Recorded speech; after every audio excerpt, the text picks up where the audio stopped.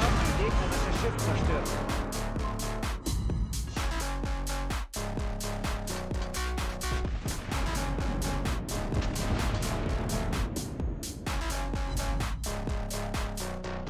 Wir haben ein gegnerisches Schiff zerstört.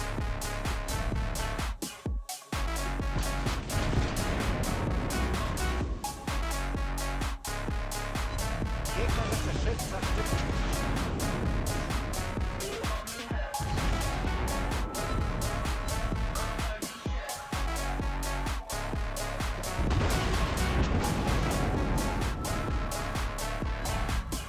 Gegnerisches Schiff zerstört.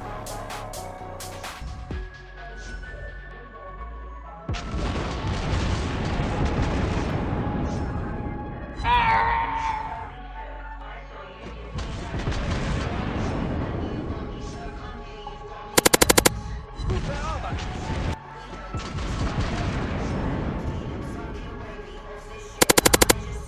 Ziel getroffen. Volltreffer. Zielen aktiviert.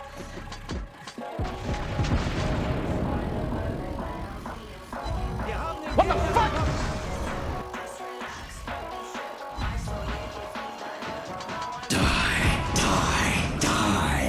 Volltreffer. Gute Arbeit.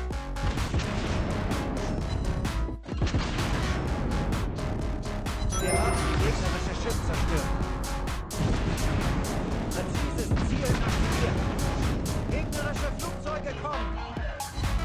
Wir haben den Gegner getroffen. Ziel getroffen. Gegnerisches Schiff zerstört.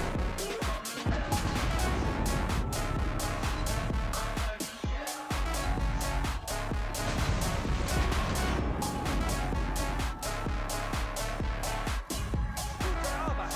Team eroberte den Bereich. Wir haben ein gegnerisches Schiff zerstört.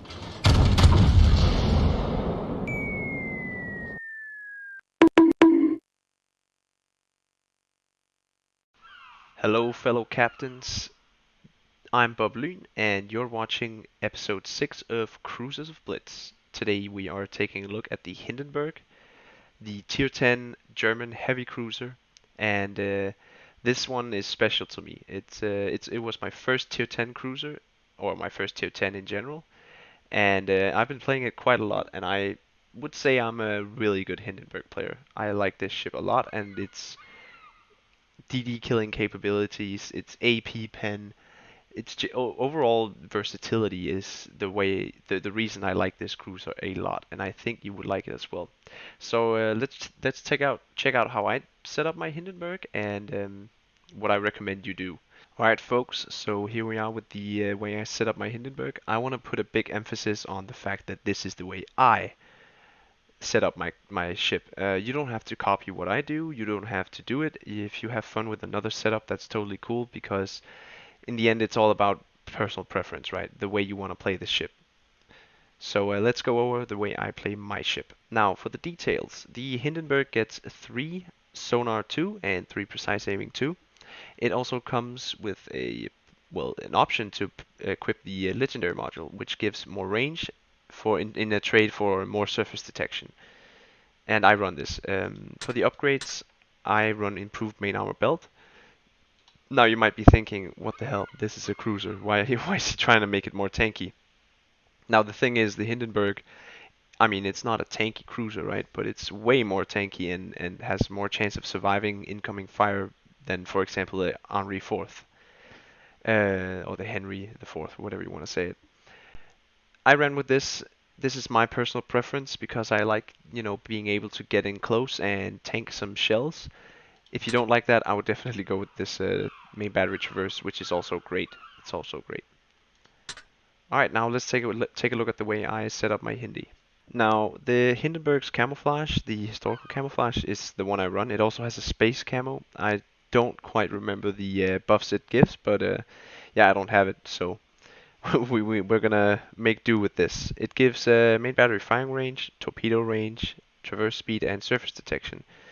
All things are nice buffs, especially the firing range and the torpedo range, because the torpedoes only have a 5.4 kilometer range. With this buff, it bumps it up to 200 meters more. So that's, I mean, it's a help. Now, you don't want to rely on the torpedoes on this ship, even though it has 8 on each side, which is great for, knife fighting DDs or annihilating a BB. So it's good to have. Now, for the equipment on my Hindenburg, I now run this. Before I ran the legendary module, I used to have main battery mod 3. You could also take main battery mod 1, but I just like the dispersion. I used to have acceleration and steering, so standard cruiser setup. But now with the legendary module, I wanna still have some maneuverability, so that's why I went with this. And I wanna compensate for my bigger surface detection by taking concealment system mod.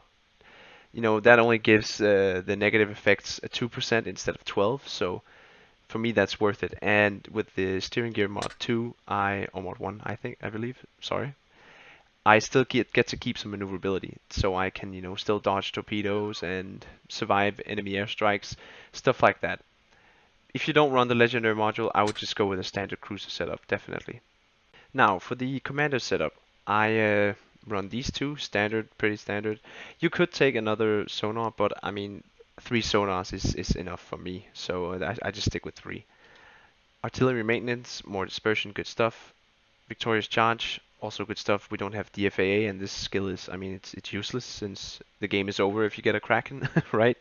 So you can't really get to use it.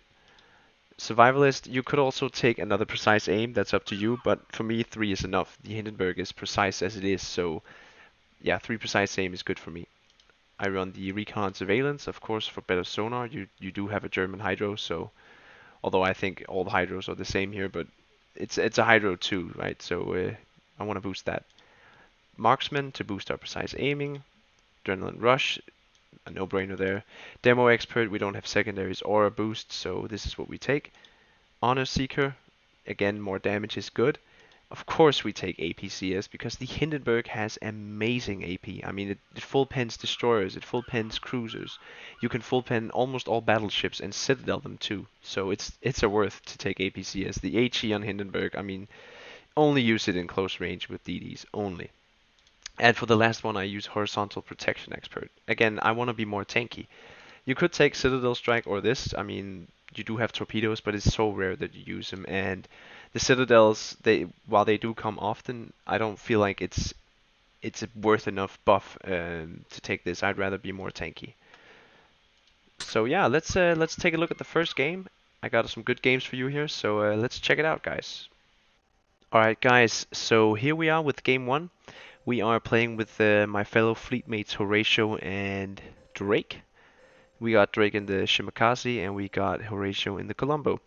So a standard setup here, cruiser, DD, and a BB. So, the Hindenburg. Now, I mean, I love this ship. It's so fun. It's honestly one of the most fun cruisers to play. As you saw in the montage in the beginning, this thing is very good at killing DDs. I mean, I know it's not. I know it's gonna be a controversial opinion here, but I actually think the Hindenburg is better at killing DDs than the Venezia is. Now, the reason I think that is because the Hindenburg has a faster reload, and the precise aim it's just so good at sniping DDs, and you will see that in this gameplay as well. All right, so to begin with, we are gonna push with our team towards A, just to make sure that this Shimakaze doesn't get overwhelmed. And of course, a Worcester shows up. Now, it's good that I'm with this Shimmer here, my teammate, because a Worcester is, deadly for a Shimakaze. So we start opening up. We get lucky and get a Citadel, and the Hindenburg is actually quite good at getting Citadels, so that's nice. And as you see there, I only hit 5 shells, but 3 of them were full pens, and most of the time when you hit a DD at over 6 kilometers range, you will full pen them, and a full salvo from a Hindenburg can take a DD from full HP to 20% in a second. So it might not be as good as the Venezia in terms of damage versus DDs, it's just more consistent and has a better reload. So we took out the Worcester pretty easily. He made a huge mistake of pushing in the light cruiser, and yeah, there's a thing called Colombo, and Colombo hurts. Now we are gonna see what the Hindenburg's AP can do to a BB. Especially the Republic is one of my favorite targets in the Hindy, and as you see there, that's a pretty chunky salvo. We're gonna just keep whittling this guy down. He can't do much, and he even has support from a DD and a Colombo. But I mean, the Hindenburg is not to be, you know, what's it called, underestimated. It's definitely a dangerous ship. It's just not played as much as it was a couple of years ago. Some people might say it's been power crept. No, it's not been power crept. The Hindenburg is just fine where it is. It's a jack of all trades, right? It's good at so many things, but it's a master of none. And that's like that's the whole story with this line in general. It's they can do a lot of stuff. The only thing I wouldn't say the Hindenburg can do is AA. It's got horrendous AA, and I might be the only one feeling this, but whenever I'm playing my Hindenburg and there's an enemy CV on the enemy and there's a CV on the enemy team, I mean, yeah, I just get focused. And there was a perfect demonstration of the Hindenburg's AP at range versus a DD. We just took well 70% of his HP, and we even hit him 3 times at max range. So as you can see, the Hindenburg is very precise, even without main battery mod 3. So enemy, another Worcester, perfect target for me. I love shooting Worcesters and cruisers in this thing. The Hindenburg is great at dealing with cruisers and DDs. It's really good against any type of cruiser, really. You saw the clip where the Des Moines he just got absolutely murdered by the AP. And you know, combined with the Hindenburg, at least in my build, and you know the standard Hindenburg, it's somewhat tanky against other cruisers. So in that regard, you're really well suited for, you know, knife fighting and CQB. Now the German ships in general are just, you know, close range fighters. They like close range, but as you can see at long range, the Hindenburg does not struggle even against the Daring. That Daring, he was full HP when he sailed out. I hit him, and you know, Horatio, my teammate, finished him off. Deadly combination. So right now in the game, we are actually not doing too good on the capture front. We are almost taking B. We have A, complete map control of A, but the southern side of the map is not, you know, in our control. And to win the game, we definitely need to do something about that. We got a Colombo here pushing in. Now this is a scary moment because either it's like you get full pinned by all his sap or it bounces.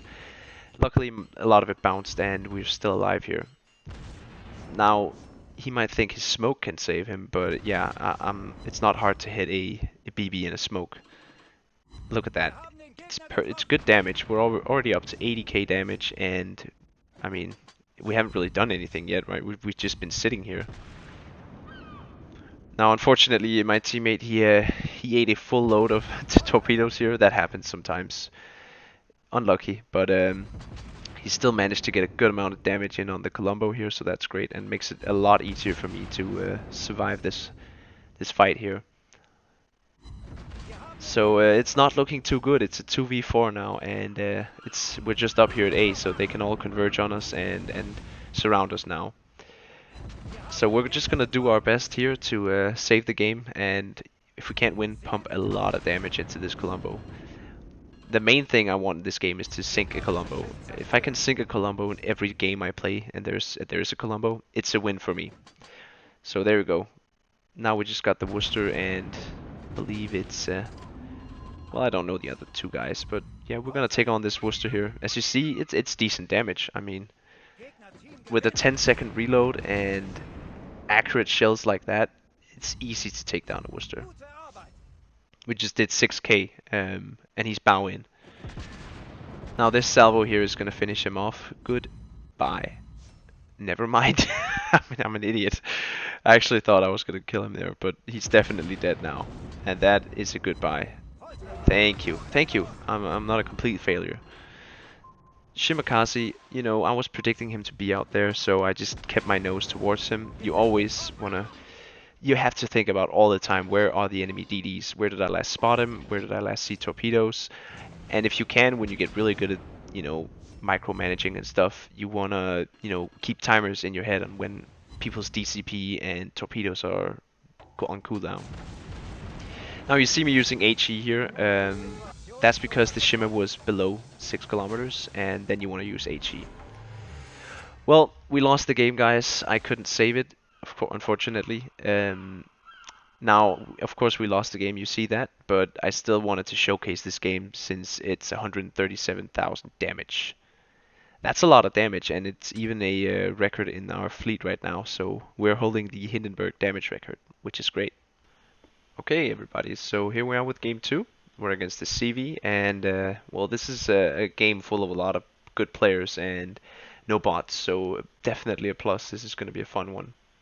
Now, unfortunately, there is no sound in this game. I don't know, I messed up with my recording software. I'm still learning, so unfortunately no sound, but you'll have to make do with my custom-made soundtrack of World of Warships, sounds, gun sounds, and crew messages from the PC game, since they sound a lot better than what we have. I mean, come on, Wargaming.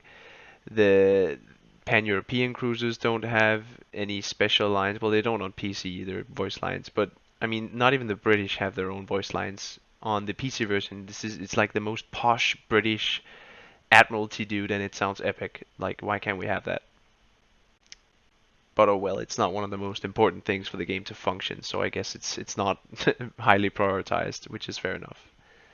Now, the first seconds of the battle, you always want to support your DD. Always support a Shimakaze or any DD moving into cap. They're so important, the DDs. Along with the CV, the destroyers they're spotting, they are capping, and I meant along with the CV, they have the most impact on the battlefield. So you always want to support them, and that's what we're doing here.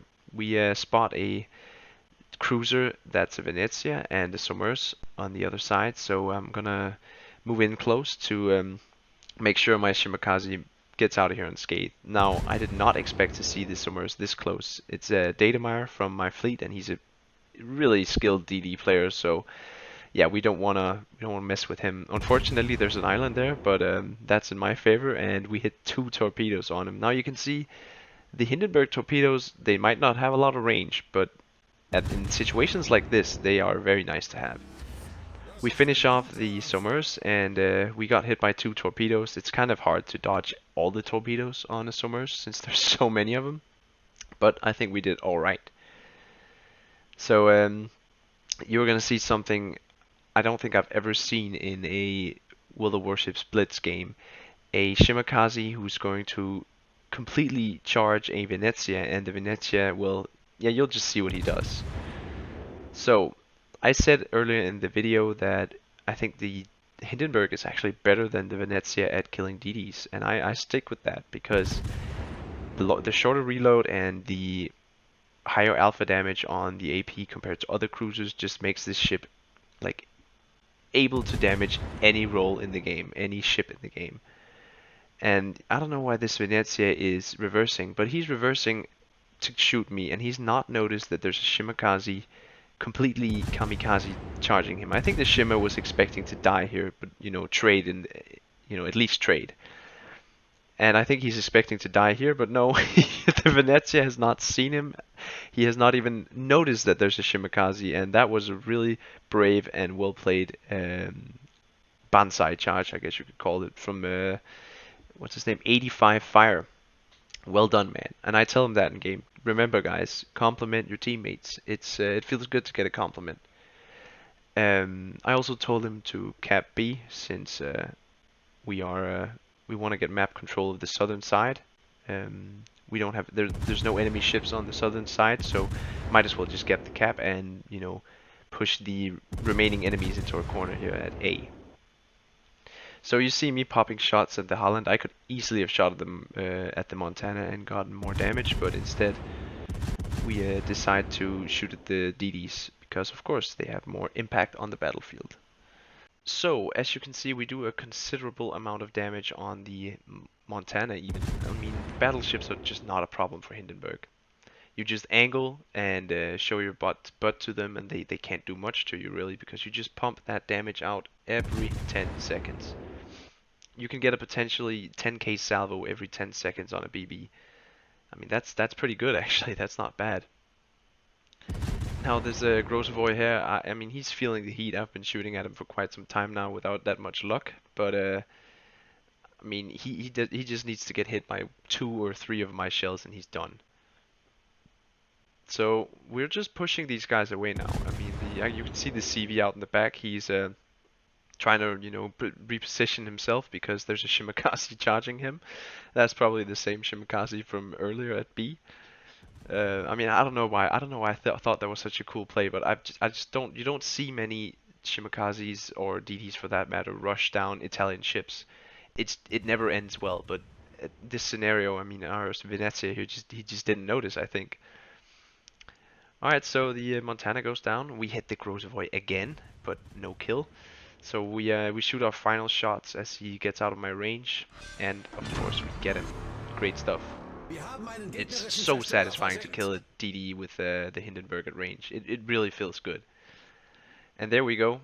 All of the enemy surface combatants are done, and now we just need to take out the enemy aircraft carrier. So at this point I'm thinking, okay, so either way I'm probably gonna die to the CV if he gets the Moskva. So I'm thinking, okay, I'm just gonna charge him. I want to see what a Hindenburg can do to the new German CV. Because I'm confident that I will completely annihilate even a German CV in secondary range. So he spots us in just a second, and I'm just gonna open up to just to get as much damage in as possible, because those are torpedo bombers and they will damage me if I'm not careful. Enemy CV's secondaries are opening up. This could be pretty scary. Luckily, the AA made it so the middle torpedoes were shot down. Well, the middle planes were shot down, and that actually, I think that might have saved me. We shoot torps, and we just wait and see. So at this point, I'm like, I could kill him here, or I mean, after this salvo, I was like, I could kill him here with another salvo, but I mean, it would be cooler to finish him with my Hindenburg torpedoes that have 5-kilometer range. So we ended the game and we won. We got 3 kills and 90k damage. Alright guys, so this was my 6th episode in Cruisers of Blitz, and this was the Hindenburg. I hope you guys enjoyed the video, and I just wanted to thank you for all the positive support I've gotten here in my first couple of weeks on YouTube. A lot of good messages, suggestions, feedback, and it's been really nice, guys. So thank you for that. And I hope to see you in the next episode where we'll be taking a look at the Des Moines. So stay tuned for that, and until next time, BobLyn out.